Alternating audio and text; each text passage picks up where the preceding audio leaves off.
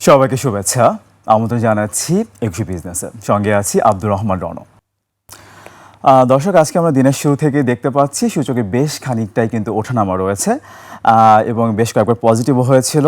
এই মুহূর্তে 32 পয়েন্টের আশেপাশে সূচক নেগেটিভ রয়েছে। দর্শক, আপনারা জানেন সাম্প্রতিক সময়ে দুটি কোম্পানি ট্রেড সাসপেন্ড করা হয়েছিল একদিনের জন্য। এটিকে অনেকেই সাধুবাদ জানাচ্ছে, অনেকে মিশ্র প্রতিক্রিয়াও দেখাচ্ছে।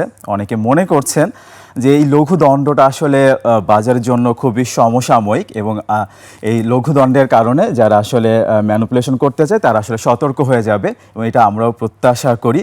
এবং তারা মনে করছে যে আগের কমিশন কিন্তু অনেক ধরনের সিদ্ধান্ত নিয়েছিল, সেই সিদ্ধান্তগুলো ভালো হলেও, আপাত দৃষ্টিতে ভালো হলেও, সেটা কিন্তু বাজারের জন্য বুমেরাং হয়েছিল। তো সেক্ষেত্রে নতুন কমিশন অনেক চিন্তা ভাবনা করে মার্কেট নিয়ে আসলে ডিসিশন নেবে সেই চিন্তা করছেন। আবার অনেকে মনে করছেন যে এই মুহূর্তে সিদ্ধান্তটা না নিলেই ভালো হতো।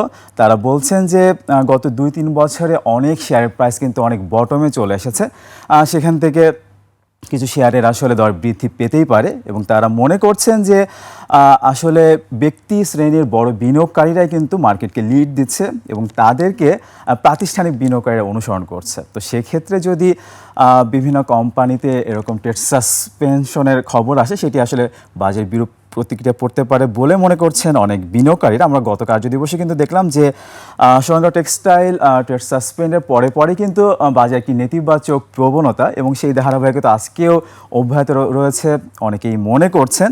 তো সেই ক্ষেত্রে আসলে যেই ডিসিশনটা নিলে ভালো হয় এবং তারা মনে করছেন যে এই মুহূর্তে বাজারের গতিতে আসলে চলতে দেওয়া উচিত।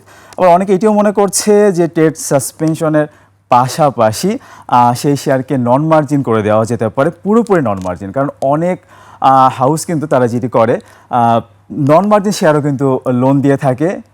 আমরা যতটুকু জানি জেড ক্যাটাগরিতে যে ম্যাচিউরিটির যে একটা ইস্যু আছে সেটিকেও আসলে অনেক সময় ক্যালকুলেশনে নেওয়া হয় না। তো এই জিনিসগুলো স্ট্রিক্টলি আসলে ফলো করতে পারে সেসব হাউসগুলো। আবার এখানেও অনেকে বলে থাকেন যে মার্জিনের ইস্যুটা সেই প্রতিষ্ঠান এবং ক্লায়েন্টের উপরেই ছেড়ে দেওয়া উচিত বলে অনেকে মনে করছেন। তবে এখানে একটি জিনিস আমরা বলতেই পারি যে প্রাতিষ্ঠানিক বিনিয়োগকারীদের বিনিয়োগ সক্ষমতা বাড়লে কিন্তু ব্যক্তি শ্রেণীর যে বিনিয়োগকারীরা আছেন তাদের কিন্তু দাপটটা অনেকখানি কমে যাবে এবং ভালো শেয়ারের আমরা একটা মুভমেন্ট দেখতে পাবো। এবং আমরা কিন্তু এই বাজারে অনেক ধরনের বিনিয়োগকারী দেখে থাকি। আমরা দেখি যে বাজারে এক ধরনের বিনিয়োগকারী আছে যারা কখনোই খারাপ শেয়ার যেগুলোকে আমরা বলি সেই শেয়ারে তারা কখনোই বিনিয়োগ করে না, তারা লং টার্মের জন্য বিনিয়োগ করে। আবার কিছু বিনিয়োগকারী তারা সবচাইতে কম দামি শেয়ার অথবা পচা শেয়ার, যেটাকে আমরা নন ফান্ডামেন্টাল বলি, সেই শেয়ারগুলো চুজ করে। তাদের যুক্তি হচ্ছে আমি কম প্রাইসে একটা শেয়ার কিনছি, সেই শেয়ারে যদি একটা ভালো ডিসিশন আসে, একটা ফান্ডামেন্টাল চেঞ্জ আসে, অর্থাৎ জেড ক্যাটাগরি থেকে যদি বি ক্যাটাগরি অর্থাৎ ডিভিডেন্ড দেয় অথবা প্রোডাকশনে নিউজ আসে, তাহলে সেই কোম্পানিটি ভালো হবে। সেক্ষেত্রে অনেকে রিস্ক নেয় এবং অনেকে কিন্তু ট্রেন্ডি শেয়ারে আসলে ট্রেড করতে চায়। তারা ভালো খারাপ যে কোনো শেয়ার ট্রেন্ডে থাকলে সেই শেয়ারটাকে তারা লুফে নেয়।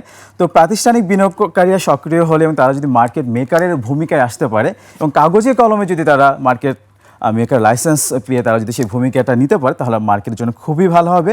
এবং এই জন্য এক্সপোজারে যে নানা ইস্যুগুলো আমরা দেখি সেটা আসলে সহজীকরণ করা উচিত মার্কেটের স্বার্থেই। এছাড়া অনেকে টেকনিক্যাল ইস্যুটাকেও সামনে নিয়ে আসে মার্কেটের জন্য। অনেকে মনে করে থাকেন মার্কেটে বিনিয়োগের জন্য টেকনিক্যাল ইস্যু, সেই সাথে ফান্ডামেন্টাল অ্যানালাইসিস, সেই সাথে সাইকোলজিক্যাল যে ইস্যুগুলো আছে সেগুলো মাথায় রেখে আসলে বিনিয়োগ করা উচিত। অনেকেই বলে থাকেন যে প্রতিটা মার্কেটের একটা নিজস্ব সাইকোলজি আছে এবং সেই সাইকোলজি বুঝে আসলে ট্রেড করা উচিত। টেকনিক্যাল ভাষায় অনেকে বলতে চাচ্ছেন যে আরএসএর আশেপাশে এই মুহূর্তে আরএসএ 80-র আশেপাশে এই মুহূর্তে ইন্ডেক্স অবস্থান করছে, সেক্ষেত্রে একটু দেখে শুনে বিনিয়োগ করা যেতে পারে। এখানে উল্লেখ্য আমরা এক সপ্তাহ আগেও দেখছিলাম যে টেকনিক্যাল অ্যানালিস্ট যারা তারা কিন্তু বলছিলেন যে একটা কারেকশন হতে পারে। সেই কারেকশনটা এক সপ্তাহ পরে আমরা কিছুটা দেখতে পাচ্ছি এবং কারেকশন অবশ্যই মার্কেটের জন্য ভালো। কারেকশন না হলে আসলে বাজারের আসলে ভিত্তিপ্রস্তর কিন্তু শক্ত হবে না, সেটি নির্দিষ্ট শেয়ারের ক্ষেত্রেই হোক ইন্ডেক্সের ক্ষেত্রেই হোক। তো আমরা প্রত্যাশা করব একটি ভালো বাজার। এবং আপনারা জানেন যে ইরানের সাথে আমেরিকার চুক্তির কথা এবং সেক্ষেত্রে যে তেলের দাম $120 ছাড়িয়ে গিয়েছিল সেটি কিন্তু এই মুহূর্তে $82 এবং হরমুজ প্রণালী খুলে দেওয়া হয়েছে। সব কিছুর একটা প্রভাব কিন্তু পুঁজিবাজারে পড়বে এবং আমরা যেটি সবসময় বলে আসছি যে এই মুহূর্তে কিন্তু দেখা যাচ্ছে একটা স্বাভাবিক কারেকশনের মধ্যে পুঁজিবাজার এগিয়ে যাচ্ছে। দিনে দিনে আসলে অনেক শেয়ারের কারেকশন হয়ে যাচ্ছে, সেই সাথে ইন্ডেক্সেরও কারেকশন হচ্ছে। তো একটা স্বাভাবিক বাজার আমরা প্রত্যাশা করছি। আমরা যদি আজকের বাজার ইন্ডেক্সটা একটু জেনে নিই, আজকে কিন্তু দিনের শুরু থেকে ওঠানামা করছে। আমরা যদি এই মুহূর্তে যদি দেখি ইন্ডেক্সের অবস্থান, এই মুহূর্তে দেখা যাচ্ছে ডিএসসির প্রধান ইন্ডেক্সটি 33 পয়েন্টের মতো নেগেটিভ থেকে অবস্থান করছে 5607 পয়েন্টে। এছাড়া যদি দর বৃদ্ধি পাওয়া কোম্পানির সংখ্যাগুলো আমরা দেখে নিই, আমরা দেখতে পাচ্ছি যে এই মুহূর্তে দর বৃদ্ধি পেয়েছে 104টি, সেখানে দর হারিয়েছে 229টির এবং অপরিবর্তিত আছে 61টি প্রতিষ্ঠানের শেয়ারের দর। এছাড়া আজকে মোট লেনদেনের পরিমাণ ছাড়িয়েছে 809 কোটি টাকা। কিছুটা ধীরগতি রয়েছে, তবে মার্কেট ভালো থাকলে আমরা জানি যে একটা শেয়ার সেল করে আরেকটা শেয়ারে যাওয়া যায়, সেক্ষেত্রে সেটা কিন্তু টার্নওভার একটা ভালো প্রভাব রাখে। আজকে এখনও পর্যন্ত সবচাইতে বেশি লেনদেন হচ্ছে এনসিসি ব্যাংকে, লেনদেনের পরিমাণ ছাড়িয়েছে প্রায় 49 কোটি টাকা এবং আমরা দেখতে পাচ্ছি কিছুটা দর হারিয়ে লেনদেন হচ্ছে এই কোম্পানিটি। দ্বিতীয় অবস্থানে আইপিডিসি, এই কোম্পানির লেনদেনের পরিমাণ ছাড়িয়েছে 21 কোটি টাকা এবং আইপিডিসি কিন্তু বেশ কিছুদিন ধরে একটা ভালো ভলিউম ক্রিয়েট করছে এবং টানা একটা দর বৃদ্ধি দেখা যাচ্ছে এবং আমরা কিন্তু টানা একটা দর পতনও দেখেছিলাম, সেখান থেকে টানা একটা দর বৃদ্ধি দেখতে পাচ্ছি। বিনিয়োগকারী অনেক সময় বলে থাকে যে টানা দর বৃদ্ধি হলে আসলে ইনকোয়ারি আসে, কিন্তু টানা দর হারালে সেই কোম্পানির ক্ষেত্রে কোনো ইনকোয়ারি আমরা দেখতে পাই না। তৃতীয় অবস্থান সাপোর্ট লিমিটেড, আমরা দেখলাম যে নতুন কমিশন আসার পরে এই শেয়ারটি দেখা গেল 48 অথবা 46 এরকম একটা রেঞ্জে ছিল, সেখান থেকে টানা একটা উত্থান, সেখান থেকে কিছুটা ছোট্ট একটা কারণ আজকে দেখতে পাচ্ছি লেনদেনের পরিমাণ ছাড়িয়েছে প্রায় 22 কোটি টাকা। চতুর্থ অবস্থানে রয়েছে বিডি থাই। এই শেয়ারটি কিন্তু আমরা গত চার দিন ধরেই আমরা দেখতে পাচ্ছি একটা ভালো ট্রেন্ড। 3 দিন আমরা দেখেছিলাম যে সার্কিট ব্রেকারকে ছুঁয়েছিল, গতকালকে কিছুটা দর বৃদ্ধি, আজকে কিন্তু আবারও সার্কিট ছুঁয়েছে এবং 20 কোটি টাকার উপরে লেনদেন হয়েছে, ছোট্ট একটি শেয়ার। এবং আমরা সাধারণত দেখে থাকি মার্কেট যখন একটা গতিশীল বাজারের দিকে যায় তখন যেটি হয়, ছোট প্রাইসের শেয়ারের প্রতি নতুন যে বিনিয়োগ করে অথবা নতুন যে ফান্ডগুলো আসে, সেই ফান্ডগুলো ছোট প্রাইসের শেয়ারগুলোকে পছন্দ করে এবং এই প্রাইসে আসার পেছনেও কিন্তু আমরা দেখি যে অনেক একটা বড় একটা রেঞ্জ থেকে কিন্তু এখানে তারা অবস্থান করছে, অর্থাৎ বড় একটা প্রাইসের পরেই কিন্তু আসলে এই প্রাইস আমরা দেখি। শতাংশের দিক থেকে সবচেয়ে বেশি দর বৃদ্ধি পেয়েছে যে প্রতিষ্ঠানগুলোর, তার মধ্যে প্রথমে রয়েছে ICB employee provident fund mutual fund, 10% দর বৃদ্ধি পেয়েছে। দ্বিতীয় অবস্থানে ন্যাশনাল ফিড মিলস লিমিটেড।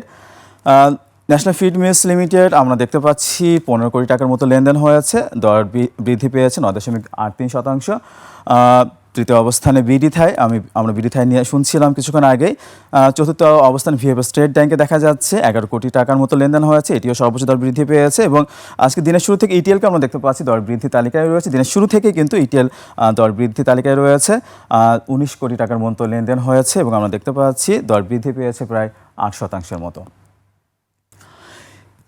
এবার আমরা দেখতে চাই শতাংশের দিক থেকে সবচেয়ে বেশি দর হারিয়েছে যে প্রতিষ্ঠানগুলোর, তার মধ্যে প্রথমে যে কোম্পানিগুলো রয়েছে আমরা দেখতে পাচ্ছি, প্রথমে রয়েছে বেক্সিমকো লিমিটেড, দ্বিতীয় অবস্থানে আইসিবি ইসলামী ব্যাংকে দেখা যাচ্ছে, তৃতীয় অবস্থানে সোনাগাঁও টেক্সটাইল, চতুর্থ অবস্থানে ফাইন ফোর্স, পঞ্চম অবস্থানে জিকিউ বলপেনকে দেখা যাচ্ছে। আমরা গত কার্যদিবসে দেখেছিলাম সোনাগাঁও টেক্সটাইলের কিন্তু ট্রেড সাসপেন্ড ছিল একদিনের জন্য, বেক্সিমকো ফ্লোর থেকে ছাড়ার পরে কিন্তু টানা একটা পতন দেখতে পাচ্ছি। এরকমটি কিন্তু আমরা এর আগেও অন্য যেই কোম্পানিগুলোর ফ্লোর প্রাইস এর আগে ছাড়া হয়েছিল 2024-এ ধাপে ধাপে, সেখানে কিন্তু বেশিরভাগ কোম্পানির দর 40 থেকে 50% কিন্তু কমে গিয়েছিল।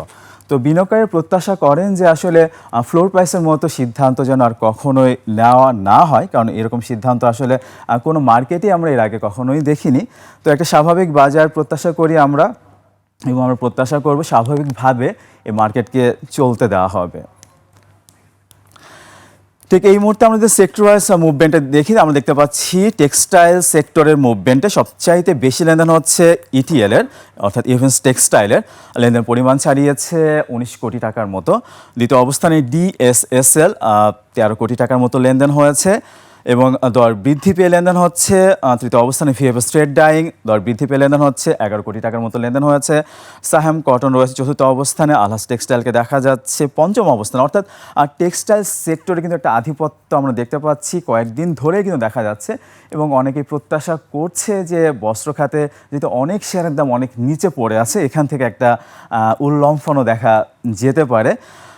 এছাড়া টেক্সটাইল সেক্টরে আমরা দেখতে পাচ্ছি টপ গেইনারের মধ্যে টেক্সটাইল সেক্টর রয়েছে VFS trade dyeing, ETL, DSSL, Ringshine এবং ফেক ডিল। ভিএফএস ট্রেড ডাইংয়ে আমরা দেখতে পাচ্ছি 9.68% দর বৃদ্ধি পেয়েছে। এবার টেক্সটাইল সেক্টরে টপ লুজার কারা কারা আছে আমরা একটু দেখে নিই। আমরা দেখতে পাচ্ছি সোনারগাঁও টেক্সটাইল টানা একটা দর বৃদ্ধি পেয়েছিল। এই শেয়ারটি 30 টাকা 32 টাকা থেকে বাড়তে বাড়তে 80 টাকার উপরে চলে গিয়েছিল, সেখান থেকে ট্রেড সাসপেন্ডের পরে আজকে আমরা দেখতে পাচ্ছি দর হারিয়েছে 6% মতো। তবে লেনদেনের পরিমাণ ছাড়িয়েছে কিন্তু 7 কোটি টাকারও বেশি। অর্থাৎ এই শেয়ারে কিন্তু এখনও আমরা দেখতে পাচ্ছি বিনিয়োগকারীদের আগ্রহ রয়েছে। দ্বিতীয় অবস্থানে ম্যাক্সন স্পিনিং, এই শেয়ারটি আমরা দেখেছিলাম এর আগে কিন্তু 30-40 টাকায় লেনদেন হতো, সেখান থেকে অনেক নিচে লেনদেন হচ্ছে।